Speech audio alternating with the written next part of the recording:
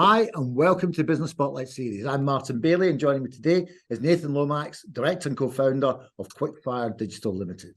Welcome, Nathan, and thank you for taking the time to join me today. How are you? Yeah, I'm very well, thank you, Martin. How are you? I'm fantastic. Yeah, thank you very much. Yeah, very well, very well. Just back from holiday, so nice and refreshed. Very good. So why don't you start us off by, I suppose, by telling us a bit about you and who you are and what you do. Sure. So my name's Nathan, co-founder of Quickfire Digital. We started Quickfire 6 and a bit years ago. So the story goes that I left school around 18, decided not to go the traditional university route, wanted to set up my own business, did a bit of traveling, got back and was like, crumbs, I don't know what I'm going to do.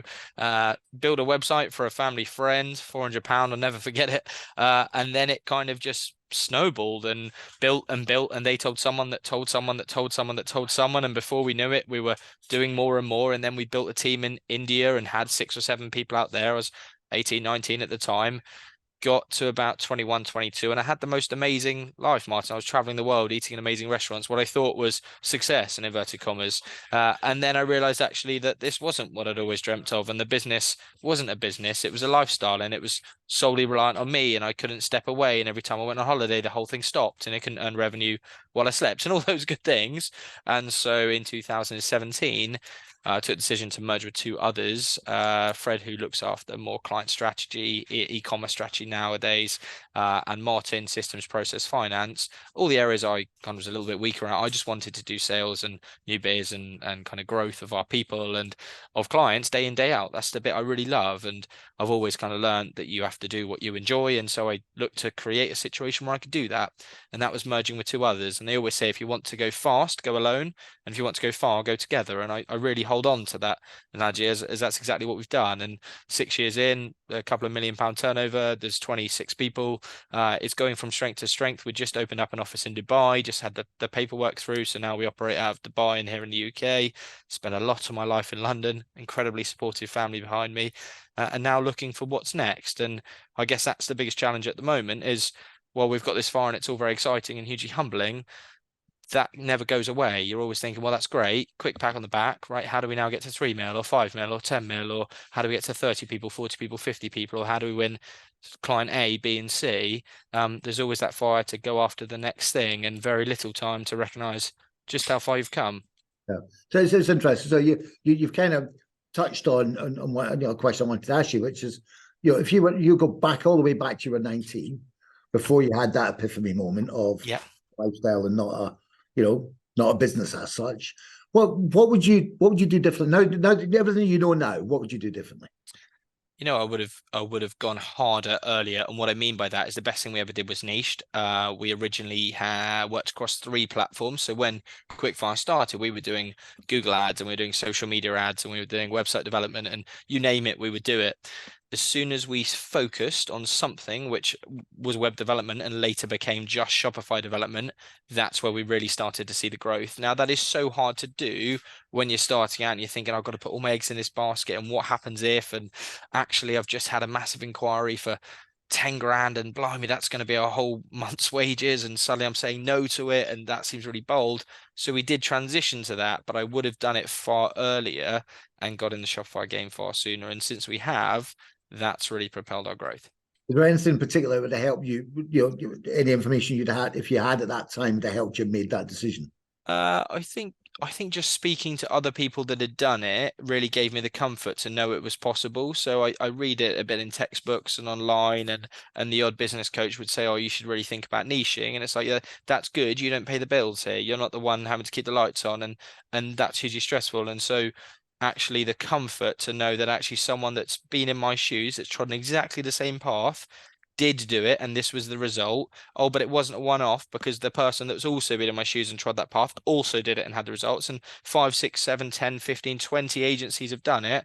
Oh, that's really comforting to know that actually there is a proven method and this is how you do it, which was change all marketing materials and front-facing things to focus on your offering, your new offering, which is the niche offering for us, Shopify development.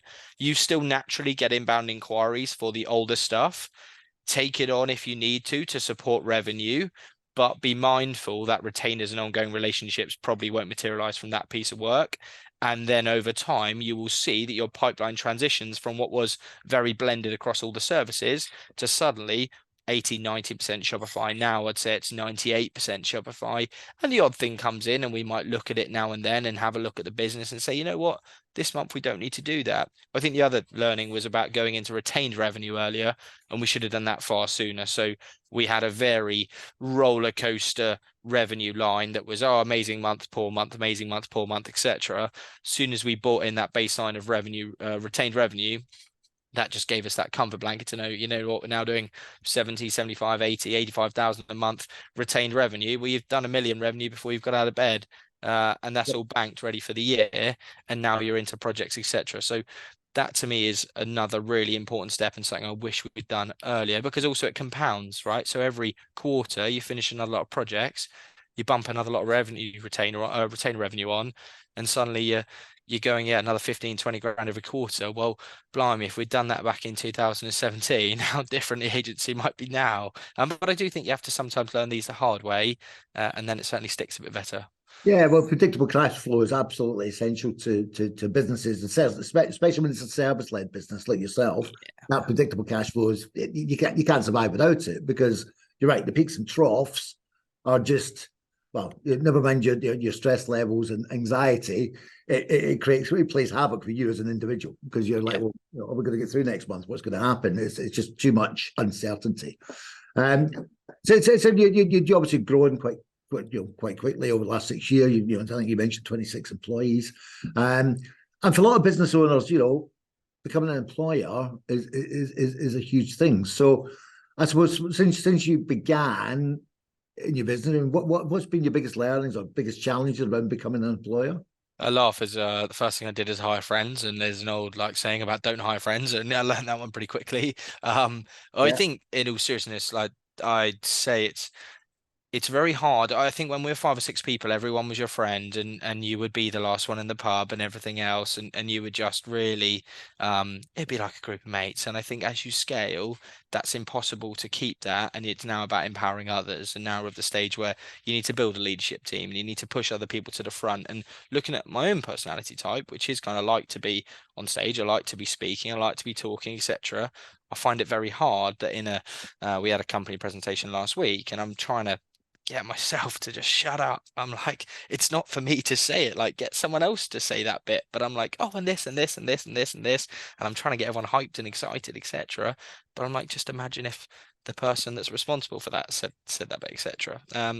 The other thing is that people constantly need words of affirmation and reinforcing positivity, etc. So we just set up recently, actually, a positive vibes Slack channel, which sounds so simple. It costs nothing to do, but it was just every day you could just recognize someone that had done something positive, and you could just put it in the Slack channel, and everyone would see that. And that was just a nice feel. We did think about having a post-it board in the kitchen where everyone can just put in oh, really appreciate what this person has done for me this week or whatever. It's just nice to get those things. I think when you're running at the pace we're running, sometimes it can be at the detriment of culture. And I think that's been a real lesson for us, is getting to one as the first I was so excited. I thought, oh, it's going to be a massive fanfare and band playing and reality check for all of you listening. That doesn't happen. You get to 1 million, you just go for 2 and there's no change. But then it was actually, now we're going to, and we've gone there quickly.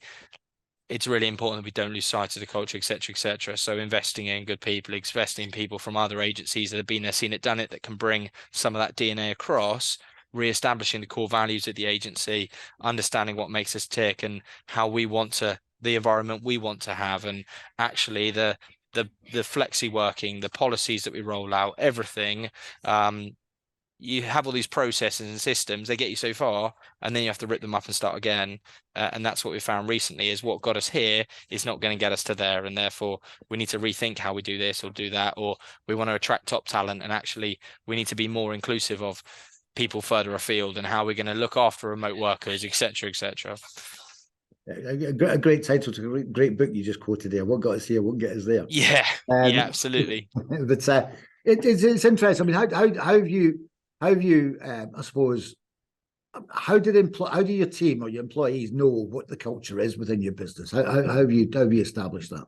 Oh, I mean, it's something we've really struggled with, if I'm honest. I think it's meant to come from the top and it's meant to come from us, and some of us as a founding team are better at showing or concealing stress and pressure, etc. And there's certain ways of thinking, which is share everything with the team and share revenue and share margins and share everything else. And there's another line of thought, which is like protect them from that stuff. And we've tried to always share as much as we felt comfortable to share and as much as we thought the team could take. Remember, you've got some people in the team that that's not an issue. They see the 10 grand short and they all pull their socks up and work out how you're going to get there. You've got the other side that see 10 grand short and suddenly go into a spiral that they think they're not going to get paid, and hand in the notice, and it's all a disaster over something that wasn't actually a big issue. So it's really difficult. I think, if I'm honest, it does go in kind of waves where we have a real positive push and everyone's on the boat and excited, and then over 3 to 6 months, the odd person starts to spin off a bit, and then suddenly they might bring another one down with them, etc. And then it's almost like a cultural reset. We started working with a guy called Gavin Drake, really nice chap, and we were just talking about mindset and performance, and actually having those half yearly sessions just to almost reset and say, just a reminder, this is where we're looking to go. These are our mindset. These are our values. This is what we want to get to. This is the culture we want to really cultivate and harness. Now let's get back on the boat and let's go again. Because you are going to have challenges, right? You are going to have down days and stresses and pressures in any business. And particularly agency life, it can be really high pressure. So it's important we just keep checking in with the team. We actually just brought in an external HR function, which I think is important for any business of a certain size. Is at some point you can't be the HR. Like if someone's got a grievance with yourself and they're coming to yourself for HR, like there's nowhere for them to go. So getting an external HR party, it says, you know what, we're going to give you the package, the private medical care, the support, the pension contribution, all that good stuff. And we've got an HR function here that you're going to be able to report any issues, and we're going to get fed back, etc. And actually just kind of detaching the owner founders from the day to day Yeah. is where the agency is now heading. And I think that's the next big undertaking for us as a founding team is how do we empower the team better? How do we step out and how do we stop? Basically, how do you be the manager and watch your team win or lose versus how do you keep trying to score all the goals and saving the day? Yeah, so there's a bit around leadership in there. It's about how do you Yeah. become better leaders within your business. Definitely, definitely. And that's something we all strive to do in different ways. Some of us read, some of us listen, some of us talk to others, etc. But I think that's a responsibility for each of the founders is not only you pushing the agency forward, you're also trying to push yourself forward to make sure you're constantly being a better leader. Yeah. Okay. Okay. Interesting. And it's interesting when you talk about your communication style. So you do a half year. Do you think half year? Do you think half year is the right amount, or do you think it should be quarterly? Would you scale it up? Yeah, you know that again, the big challenge is around resourcing and what's possible. And so we always say when we do the socials, oh, we really must do this more. And it's so nice to see everyone smiling, happy, and doing nice things, etc. And then life takes over, right? And you've got clients with deadlines, and you've got work to do, and you've got everything else. And justifying another half day out, etc., feels a big ask. There's always one at Christmas, and there will always be one at Christmas. Always one half year. We used to do a bit of a quarterly thing where we said, okay, maybe not the half day, but maybe you've got an hour before the end of the day and we'll go to the pub afterwards. And it's a kind of watered down version of it. That might be something we can do. But also, Martin, there's only so many meetings you can have. You've got to do some action as well. So Yes. that maybe those quarterly sessions are more feedback sessions where it's like, look, this is the challenge agency faces. One thing we've done really well is to say, what are you really enjoying about your job and your role, and what is a challenge or you're frustrated with? And someone will say, you know what, I really love this bit, but the morning stand-ups don't work for me. 9 o'clock, they happen. I'm always there at 9:05. I've got to run the kids to school. That's really difficult. And then getting that kind of on the floor feedback, you can then hear and do something about it. We have a tool we use called Office Vibe. I've really enjoyed working with that, and you just get a bit of an on the pulse feel of how you're traveling. And actually, this person's got a gripe here, that person's got a gripe there. I think flipping all of that on its head, the biggest challenge as a founder is knowing that you can't solve everything right away. So when you do send out the surveys and you do get someone moaning and you think, is it something you can solve? How big is it in the grand scheme of things? Or someone's cheesed off that the air conditioning is too cold, or that there's not enough crisps in the bag or whatever. And you're just like, well, some of it you can solve very easily, some of it you can't solve. And that's saying you just have to pick your battles. Yeah. Yeah. No, I agree with that. I mean, getting employee, I suppose it's employee satisfaction surveys, and getting Yeah, that information back is essential. But you're right, you need to prioritize it. So if 10 people are saying that's an issue and one person saying that's an issue, you've got to focus where the 10 are talking, not the yeah, one. yeah, You're absolutely absolutely. right. So look, it's interesting. I mean, you say you spend a lot of time in London. You use the word I've got a really supportive family. So Yeah. so how do you balance your personal life then? How do you balance with that with the demands of running the business? Yeah, with great difficulty. It's I'll be the first to admit it's a bit of an unhealthy obsession.